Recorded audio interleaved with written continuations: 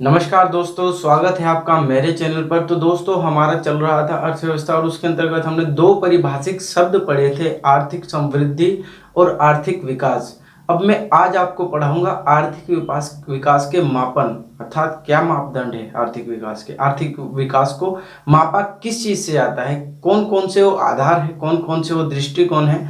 तो दोस्तों शुरू करते हैं।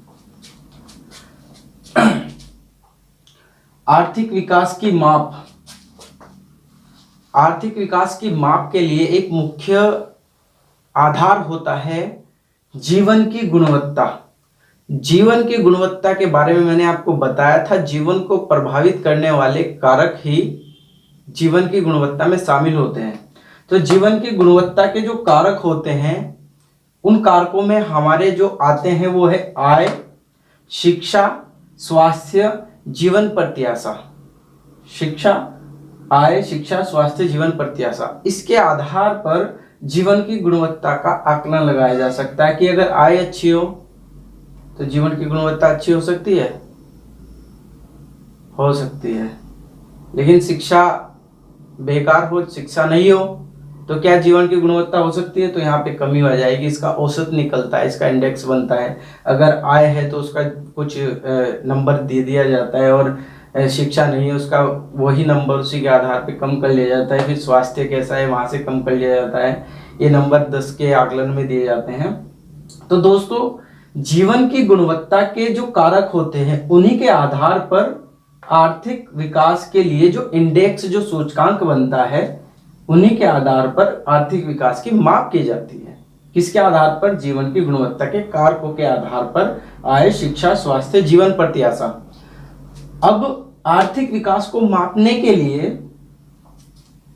5 आधार है, 5 दृष्टिकोण है। तो दोस्तों, पहला दृष्टिकोण है आधारभूत आवश्यकता प्रत्यागम। अब क्वेश्चन आएगा कि आर्थिक विकास की माप को, मतलब इनमें से, इन 4 में से किसके द्वारा मापा जा सकता है, या मतलब किस किस आधार पर मापते हैं। अर्थात आर्थिक विकास की माप का आधारभूत आवश्यकता प्रत्यागम किसने दिया, इस तरह के क्वेश्चन पुट होता है इसमें।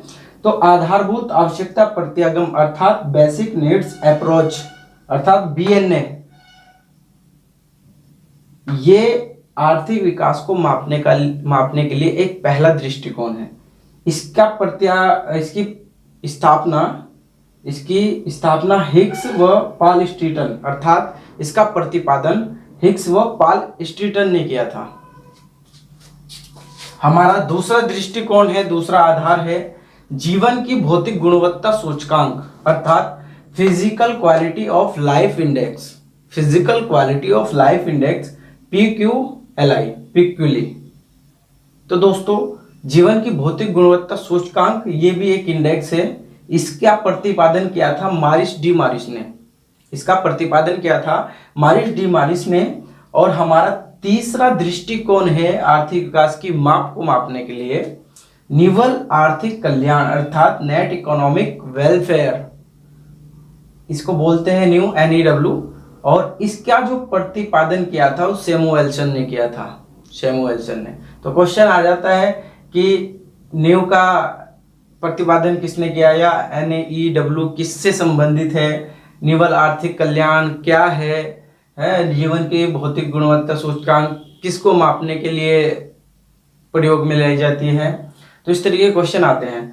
अब हमारा जो चौथा दृष्टिकोण है वो है क्रय शक्ति क्षमता विधि, अर्थात परचेजिंग पावर पैरिटी मेथड, अर्थात PPP, purchasing power parity method, PPP।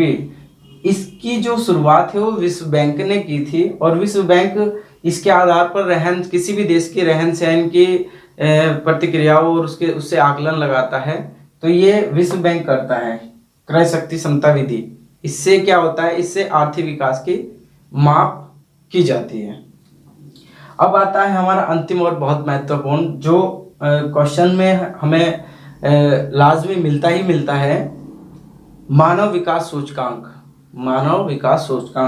Human development index, अर्थात HDI। तो क्वेश्चन आता है कि मानव विकास सूचकांक का जो प्रत्यागम था वो किसने दिया, या मतलब प्रतिस्थापित किसने किया? तो ये था महबूब उल हक 1990 में।